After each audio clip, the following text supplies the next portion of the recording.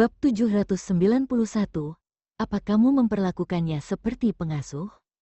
Keesokan harinya, Clayton mendengar bahwa Dea ingin pergi ke TK dan Clayton langsung menyetujuinya.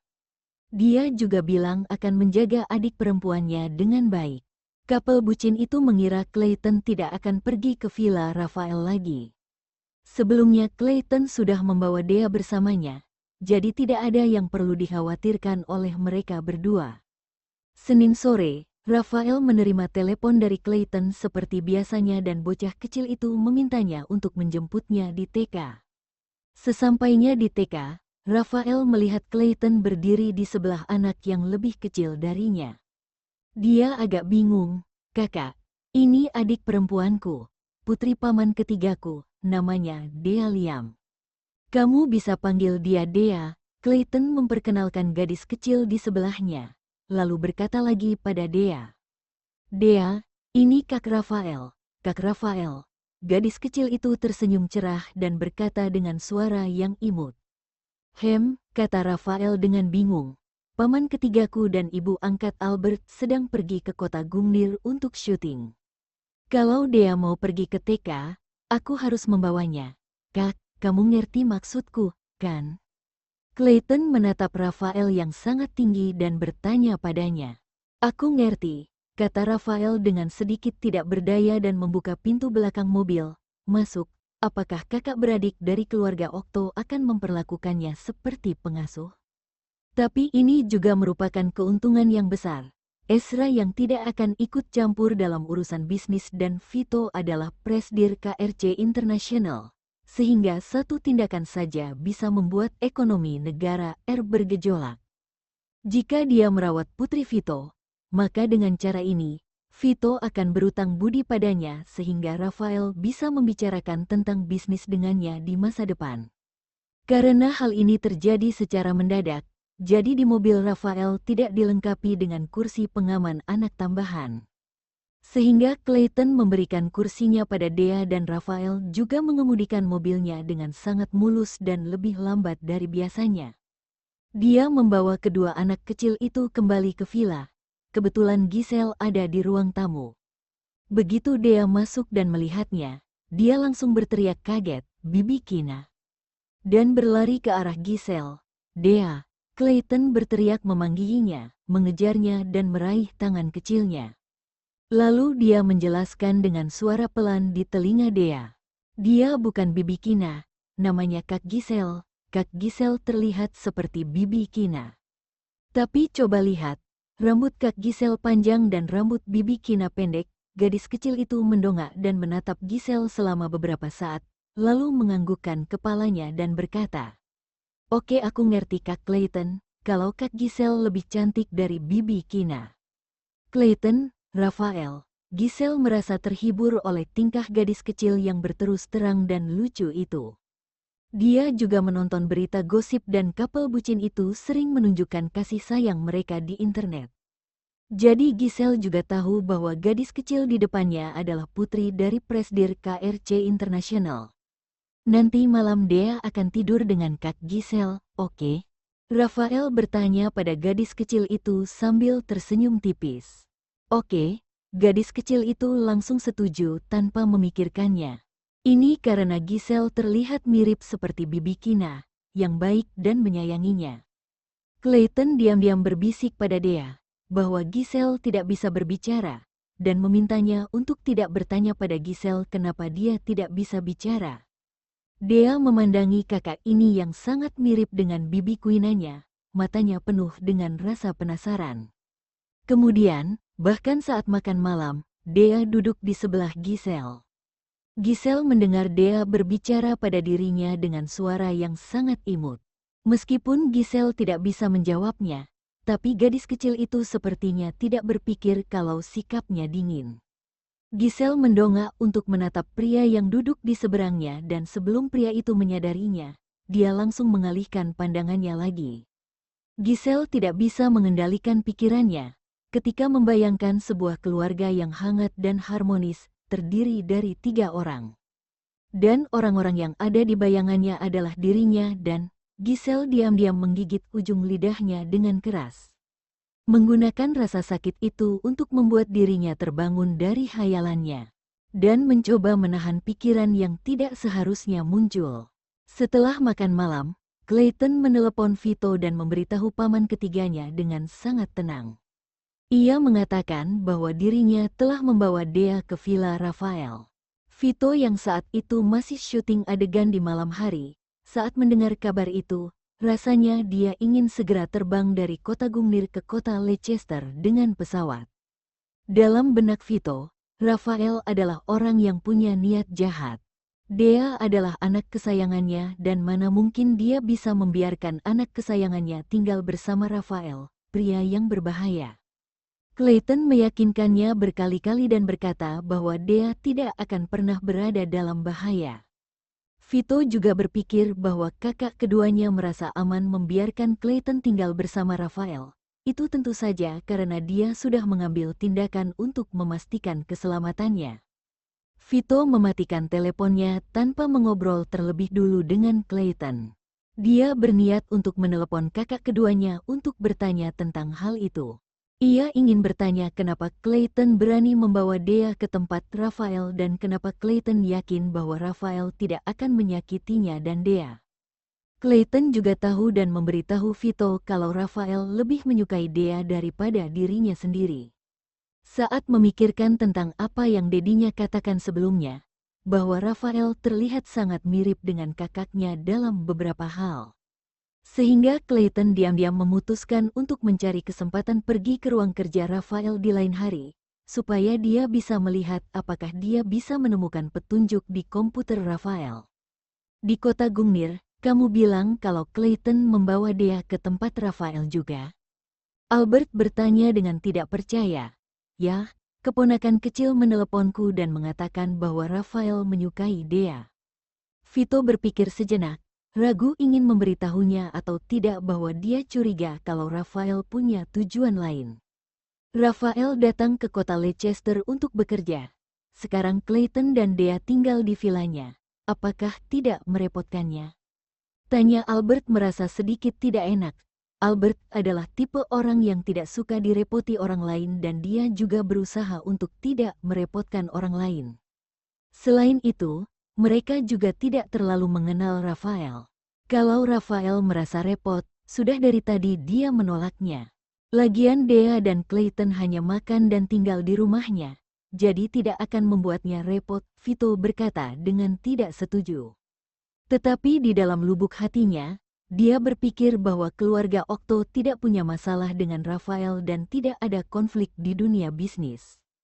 Jika Rafael mendekati mereka untuk mendapat keuntungan, maka Vito akan cari kesempatan untuk bertanya apakah Rafael membutuhkan bantuan di tempat kerjanya. Ini untuk balas budi atas kebaikan Rafael menjaga Dea dan Clayton. Lagi pula, tidak ada musuh abadi di dunia bisnis, yang abadi hanyalah kepentingan pribadi. Sepertinya kamu terima-terima saja ya, menyebalkan sekali, Albert berkata dengan marah. Vito tersenyum, mencoba mencuri ciuman ketika tidak ada yang memperhatikan. Lalu ia mengamati sekeliling, dan melihat Matthew yang berjalan ke arahnya. Tidak lama senyuman Vito pun memudar. Si Hercules keluarga Sealer itu ada di sini lagi. Kurasa dia akan mencoba cari masalah denganmu lagi. Vito berbisik di telinga Albert. Matthew tidak mengingat Albert lagi dan tidak akan seperti dulu. Karena tidak ada kepentingan. Hanya sekarang, Matthew selalu bisa mencari alasan untuk mencari masalah dengan Albert. Jika bukan karena dia sudah tidak lagi berbahaya dan karena Matthew hilang ingatan untuk menyelamatkan Albert, Vito pasti akan memarahinya. Bab 792 memberitahu niat baiknya. Ketika Albert mendengar ini, ia menegakkan punggungnya dan coba mengingat apakah dia sudah menyinggung Matthew hari ini. Tetapi setelah memikirkannya selama beberapa saat, sampai Matthew berdiri di depannya, Albert tidak tahu apakah dia sudah menyinggung perasaannya hari ini apa tidak. Ada apa? Albert bertanya dengan hati-hati, karena Matthew tidak mengingatnya. Sepertinya dia lebih mudah marah dan apalagi ketika Matthew langsung mendatanginya seperti ini. Pasti ada masalah. Aku tidak boleh cari kamu kalau aku sudah sehat-sehat saja.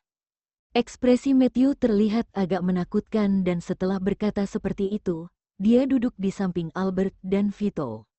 Setelah tahu bahwa Albert sudah menikah dengan Vito, dan ketika Matthew melihat keduanya bersama, ia merasa agak kesal dan tidak nyaman. Tapi mengenai Albert, Matthew selalu merasa mereka itu sudah akrab. Terkadang dia bahkan menebak, apakah sebelumnya mereka sudah saling kenal?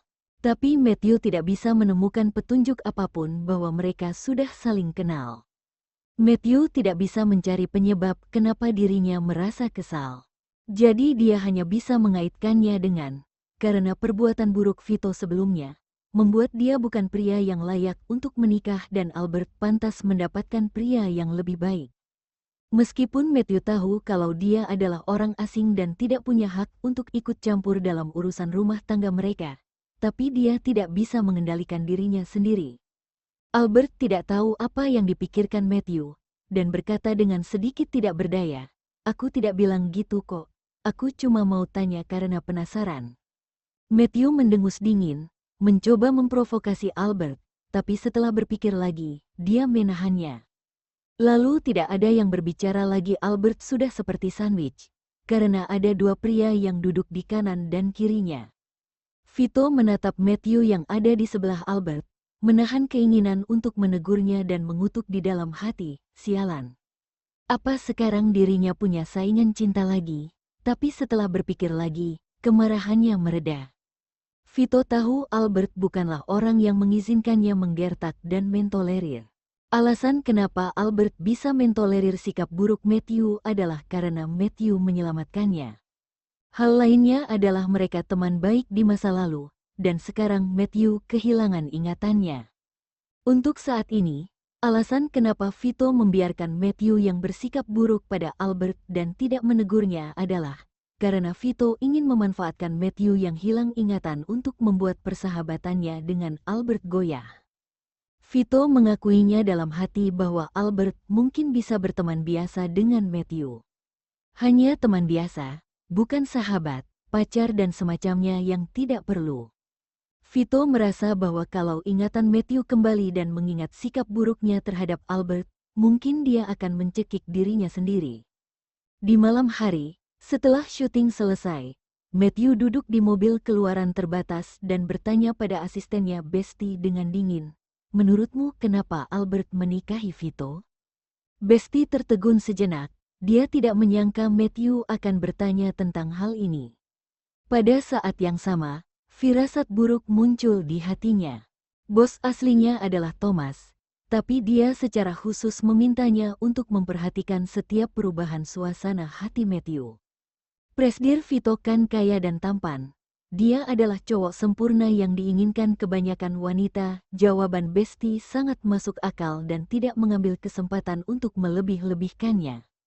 Matthew terdiam setelah mendengar itu, ekspresinya yang sangat dingin dan Besti tidak bisa menebak apa yang dipikirkan olehnya. Setelah beberapa saat, Matthew berkata, "Wanita yang cantik, tapi menikah dengan pria brengsek, Besti." Dalam hatinya berpikir, meskipun Vito brengsek, tapi ia tampan dan punya banyak uang. Bahkan banyak wanita cantik bersedia menikah dengannya. Bukankah Tuan Matthew membenci Albert? Tuan Matthew seharusnya senang melihat seorang wanita cantik menikah dengan pria brengsek. Begitu Besti selesai berbicara, dahinya disentil dengan keras dan rasanya dia seperti hampir gegar otak. "Siapa bilang aku benci dia? Wanita cantik seperti dia harus mendapatkan pria yang lebih baik dan tulus," kata Matthew tidak senang. Dia memang agak membencinya saat awal melihat Albert. Tapi kemudian Matthew berpikir bahwa wanita itu cukup lucu. Matthew juga tidak tahu persis apa yang sebenarnya dipikirkan olehnya. Semakin dingin sikap wanita itu padanya dan semakin wanita itu mencoba mengabaikannya, maka Matthew semakin ingin membuat masalah dengannya supaya Albert tidak bisa mengabaikan dirinya.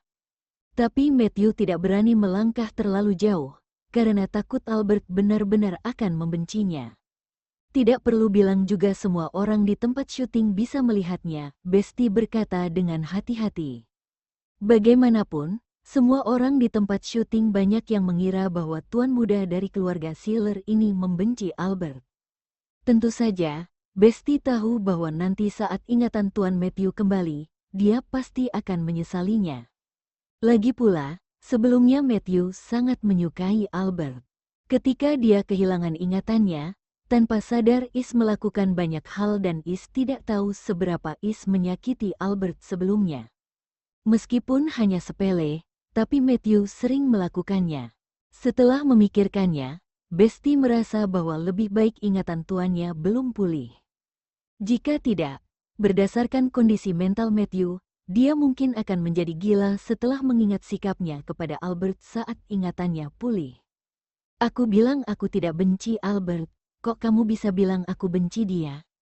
Nada suara Matthew terdengar dingin dan tegas, dan seperti memancarkan aura menakutkan untuk mencekik Besti yang banyak omong kosong, itu sampai mati. Tuan Matthew kan sering cari masalah dengan Albert. Jadi kebanyakan orang di tempat syuting berpikir kalau Tuan Matthew membenci Albert. Besti merasakan aura dingin di lehernya dan berkata dengan gugup. Matthew, tiba-tiba ada keheningan. Dia terlarut dalam pikirannya. Apakah Albert juga berpikir begitu, kalau Matthew membencinya? Begitu dia memikirkan kemungkinan ini, Matthew menundukkan kepalanya dan bulu matanya yang panjang menutupi tatapannya yang muram. Hatinya tidak bisa menahan rasa sakit yang menyesakkan dan sedikit terengah-engah. Besti tidak berani bicara lagi, karena melihat perasaan tuan mudanya terluka dan membuatnya menjadi semakin mudah marah. Lebih baik dia segera memberitahu bosnya tentang situasi Tuan Matthew ketika mereka kembali. Keesokan harinya, di pagi hari, di tempat syuting, Albert yang bertubuh proporsional sedang duduk di bangku kecil. Adegan pertama adalah milik Vito dan sekarang belum gilirannya. Ketika Is melihat Matthew berjalan ke arahnya, seluruh tubuhnya seperti mengeluarkan alarm peringatan. Albert menatap Matthew yang berjalan ke arahnya. Ini masih akhir bulan Januari dalam kalender. Meskipun kota Gungnir terletak di selatan, tapi suhu di pagi hari masih cukup dingin, apalagi hari ini agak mendung. Matthew berjalan ke arahnya, sejenak merasa ragu dan ekspresinya terlihat muram juga agak kesal. Setelah beberapa detik, Matthew dengan dominan memberikan air hangat ke arah Albert. Nih untukmu, Albert tercengang dan merasa sedikit tersentuh. Apakah matahari sudah terbit dari barat, kok dia bisa tiba-tiba berubah? Aku tidak membencimu kok, Matthew duduk di bangku kecil sebelahnya dan mengklarifikasi dengan nada serius. Oh, Albert mengangguk seperti ayam yang sedang mematuk nasi. Matthew memandang Albert dengan teliti dan sudah mengklarifikasi, membuatnya tidak kesal lagi. Tapi setelah itu dia merasa lega hanya untuk sedetik dan detik berikutnya. Dia seperti balon yang kempes, langsung menundukkan kepalanya untuk menatap tanah. Albert takut pada dirinya. Itu semua karena disebabkan oleh dirinya sendiri. Merasakan Albert yang tetap diam padanya. Entah kenapa Matthew merasa tidak terkendali dan bingung.